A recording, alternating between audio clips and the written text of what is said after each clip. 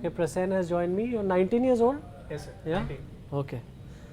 That must mean that you've spent how many years watching cricket now? About, say, 15 years. Oh, right. Since Okay. I was 4. Since you were 4. Okay. So that means in all these years, 15 years of observing cricket, now you've been given the chance to explain 3 rules or talk about 3 rules that you would like to change in the game. So go ahead, give us your reasons. So the 3 rules that I would like to change in the game of cricket. The first rule is to change the width of the bat. Now we all know that cricket is becoming more of a batsman concentrated game. Here changing the bat would be a great rule. Now the second rule that I would like is to have a substitute player coming in who could play the exact role of the player going out. Now the third rule that I would like to be changed in this scenario is the scraping of the toss from every game that is played in the international scenario.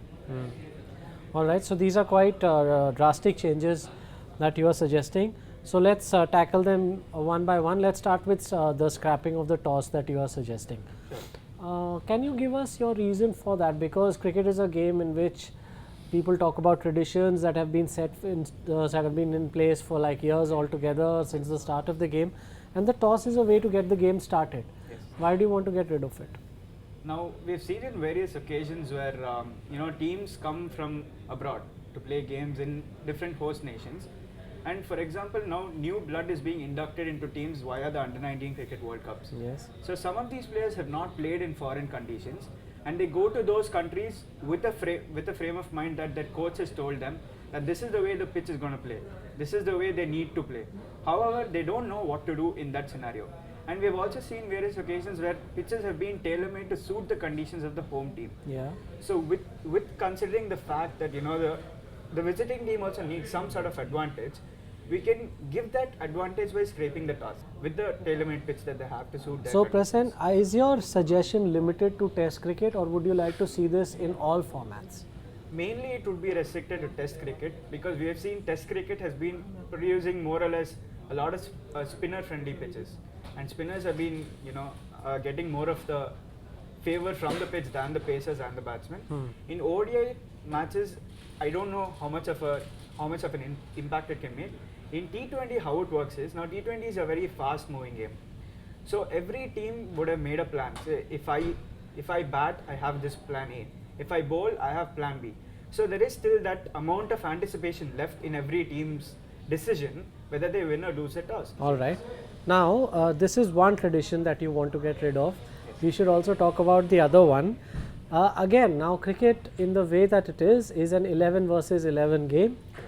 But adding a substitute for that exact same role, it may be, but it does make it that everyone can play up 12 players effectively in their team. So doesn't that change the game fundamentally?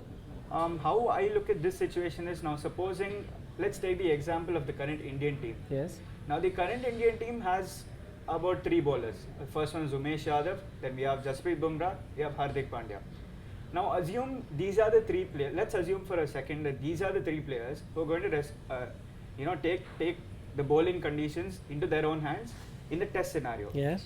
Now the Test format is such a format where it induces a lot of workload on the bowlers throughout the whole innings, and it doubles up as they go out through the second innings as well. So now let's assume that Umesh Yadav is out of the attack. He's injured. What does Dhoni do? What does Virat Kohli do? Sorry, he doesn't have any bowler to turn to, and that can be an advantage for the batting team, because India now doesn't have a caliber such of Umesh Yadav to deliver the goods. So what I'm trying to say is, now bring in a substitute player who can play the same role as Umesh Yadav. So a fast bowler. Yes, a fast bowler. Okay. So the substitute who comes in plays the exact same role as the injured player who goes out. Okay. Let's assume that India is playing Gautam Gambhir and Murli Vijay as their openers, and in their 4th innings chase, they have 200 to chase in 40 overs, and KL Rahul is sitting on the bench. Maybe India could think of a scenario where they make up a story that Gautam Gambhir is injured because they think KL Rahul can bat faster. So there can be a scenario in which teams misuse a rule of this kind. That is How do you protect against that? So how it works is, then so each team gives out a list of players who they're willing to substitute.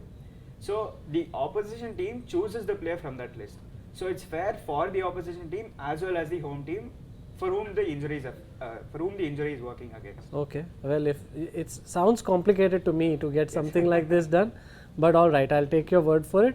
The bat change, that again, the monitoring or mandating what the size of the width of the bat should be.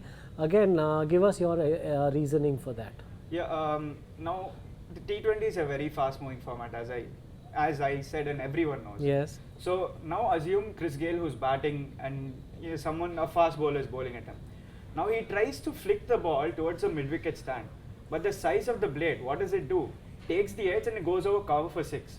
These are only some of the small examples which happen in a cricket match. So all these bats that have come in modern times are so thick that every edge goes for 6. So it's unnecessarily getting the bowler down, and his morale goes down as well. Whereas the batsman is thriving on such a situation where he gets lucky runs. So that's what the situation is. Now take for example the picture where Barry Richards was holding a thin bat and maybe David Warner's bat. The thickness just speaks volumes about how the game has evolved around batting. So back then targets of 150, 200 were very rare, but now we have 400, 450, and the targets are being chased down as well. Yeah. The grounds are small, the boundaries are limited, and these bats are so powerful that with just flick of a wrist it goes out of the stadium. I've seen various occasions. All right, you've argued your points quite well, I think, Prasen. Well done. Yeah, and hopefully one or two of these changes we can see them in the world game. Then you would have contributed to it. I'll surely look forward to that. Thank you. Thank you.